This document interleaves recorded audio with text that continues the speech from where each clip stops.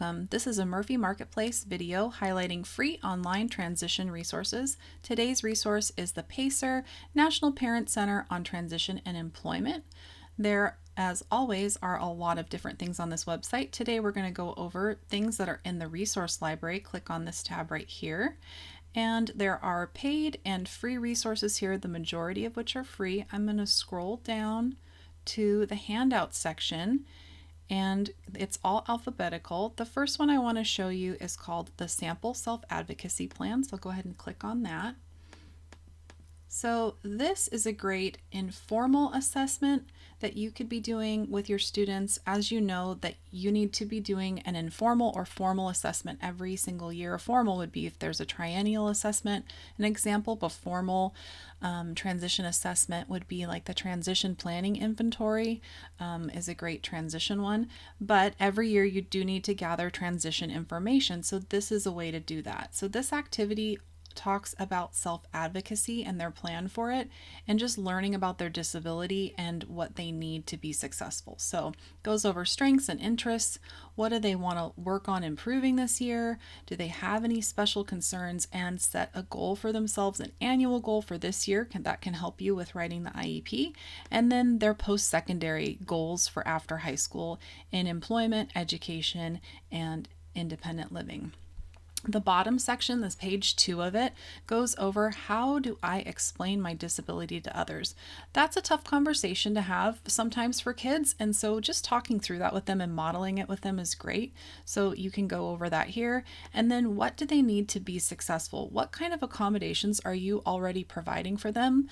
And just let them know that. A lot of kids don't even know that they get a copy of the teacher notes ahead of time, or that that the lesson is recorded for them. So just going over accommodations for them so they know what those are and they can carry that with them when they leave high school. How do I learn best? Are you a visual learner? Do you like to use graphic organizers? Do you like to take notes?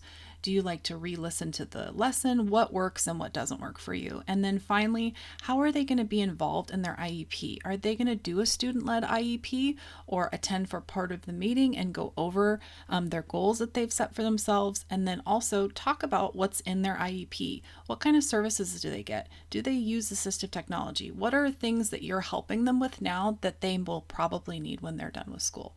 So that is the self-advocacy plan. And then the other one is called My Action Plan. These are all listed alphabetically. So My Action Plan activity, they can go over different jobs that they want to do and the skills involved with those jobs. So say the student wants to be a teacher or work at a preschool, they could list that here and then go over the different skills involved in their career choice. Then at the bottom, you're going to see almost every IEP, no matter what state you live in and the format for your ITP or transition plan in your IEP, they're going to want you to have what's called coordinating activities or activities to support transition goals. And usually it says school-based activities and then community-based activities. So down here on the second page, you'll see different activities that they could do to learn more about their job interest or future goal interest. They're going to job shadow. They could interview people that have this job. Lots of different, have a phone conversation with them.